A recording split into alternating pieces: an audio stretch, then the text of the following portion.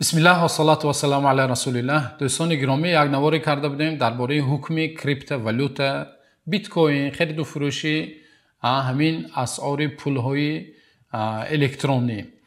خب یکی از دوستان در کامنتاری نوشتند که استاد خوب میشد درباره خرید و فروشی پولهای خارجی، دلار، یورو با طریق اینترنت بیان میکردید، یا اینکه در عالم حاضر فارکس میگویند.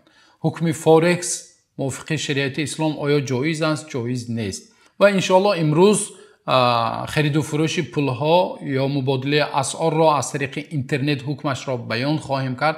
و پیش از آنی که به موضوع وارد شویم میخوام یک چیز را بیان کنم. چند دوستان گرامی در کامنتاری همون کریپتوالوتا، شما میتوانید اگر این نوار رو تماشا نکرده باشید، در شبکه نجم هست حکم کریپتوالوتا، میتوانید ببینید.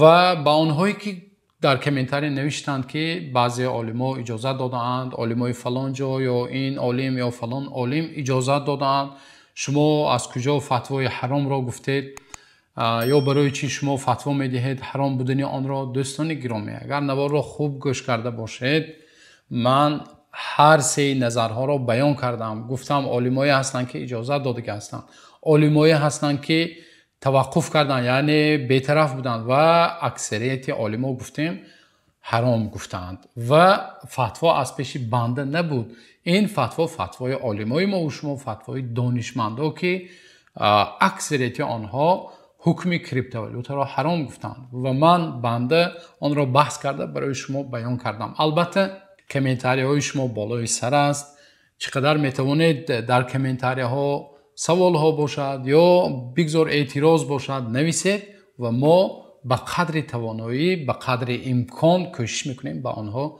جواب دهیم. خب بیایید اکنون درآییم به موضوع اساسی، حکم فارکس یا اینکه ابمن والوتا و مبادله اسعار با طریق اینترنت. اصلا مبادله اسعار، خرید و فروش پولها جایز است. انسان میتواند با سامان دلار خرد یا اینکه عکسش دلار را فروخته سامانی خرد یا روبل روسی، یورو، کدام مبلغ ها باشد، به شرطی که چنانکه که در حدیث صحیح آمده است، پیامبر صلی الله علیه و سلم میگوید فاذا اختلفت الاجناس فبیعوا کیف شئتم، به شرطی که ان یکون یدا بید.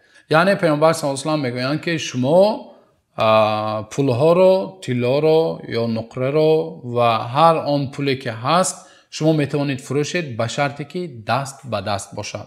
دلار رو میدهی، سامانی رو میگیری، یا سامانی رو میدهی، دلار رو قبول میکنی میگیری.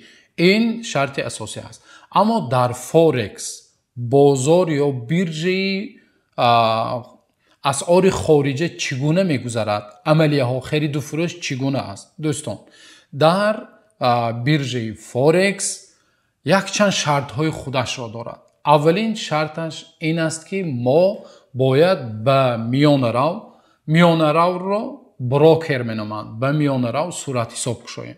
به میانه رو یعنی به بروکر من به بیرژه اسعار خارجی دسترسی پیدا کردن نمیتوانم، باید در بروکر من صورت حساب کشایم. خوب، این یکی از شرط هاش است و همون بروکر یا میانه رو شرط های خودش را دارد. یکی از اولین شرط هایش این مارژینال ترگوله میگویند، یعنی خرید و فروشی مارژین است.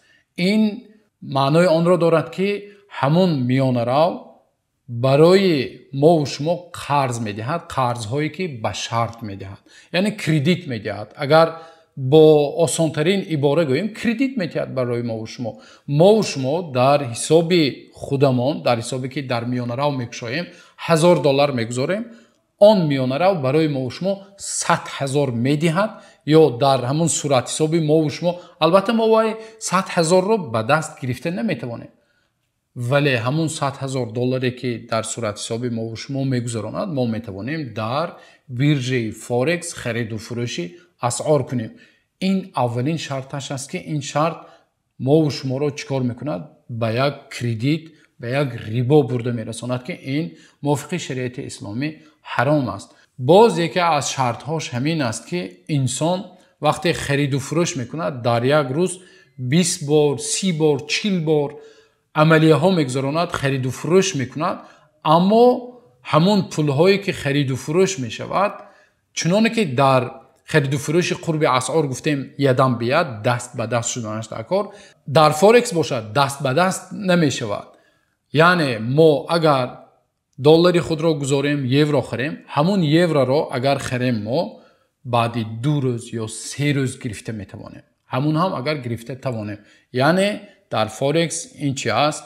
شرطش بعد 2 روز کاری اگر در بین روزهای استراحتی فراید، شنبه یک شنبه فراید، الکی میشود ما مثلا روزی پنجشنبه خرید و فروش کردیم، روزی دوشنبه به صورت حساب ما و شما میگذره. این دوم شرطش است که شرطی ویران کننده خرید و فروش است و باز یک چند شرط هایی دارد که خرید و فروش فورکس یا خرید و فروش پول ها در بیرژه فورکس حرام می باشد. دوستان گرامی، خب این حکم شریعت بود و چگونه خرید و فروش کردن پول های خارجی در بیرژه فورکس بود. اکنون بیایید در آخر دوستان گرامی یک چند کارشناسان بیرژه را، آنها مسلمان نیستند، آنها غیر مسلمان هستند اما کارشناسای بیرژه فورکس هستند، بیایید نظری آنها را ببینیم که آنها چی میگویند. خب کارشناس سودای بیرژه الکساندر الدر میگوید که در بازار اسعار بروکرهای راست قول هستند اما آنها خیلی کمند. یعنی در بازار فورکس یا بیرژه فورکس فریب و فند و فریب و نیرنگ خیلی زیاد است، اما آنهایی که بروکرها یا میانه روهایی که آنها راست قول هستند و فریب نمیدهند خیلی کم.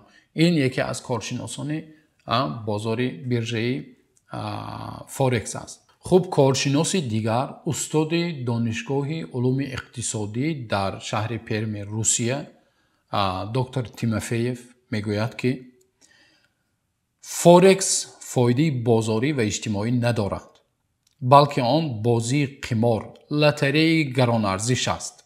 خب بازی قمار و لاتری گران ارزش است، با کازینو مانندی دارد و محکم کردن آن، پوشیدن بیرژه های فورکس بهتر است از آنی که آن را به تنظیم درآوریم. یعنی میگوید که فورکس های امروزه همش با کازینوی با قمار مانندی دارد، از قمار یگان فرقیت ندارد و پوشیدن و بستن آنها بهتر است از تنظیم کردن آنها. خب ببینید دوستان گرامی، کارشناسان علوم اقتصادی گرچند که آنها از نقطه نظر اسلام سخن نمی کنند، محض از نقطه اقتصادی ضررها و چگونه ضررآور بودن این عملیه ها را بیان کردند. و ببینید اسلام، دین مبین اسلام ما و شما را از ضررهای مادی، اقتصادی، مالی چقدر نگاه داشته 1400 سال قبل حکم آن را بیان کرده است و الله حق سبحانه و تعالی را دعا میکنیم و تمنای آن را داریم که هر یکی ما و شما را مال حلال پاکیزه و رزق فراوان با برکت نصیب گرداند. الله حق سبحانه و تعالی همیشه نگهبانتان باشد دوستان عزیز. تا نوارهای آینده الله نگهبانتان.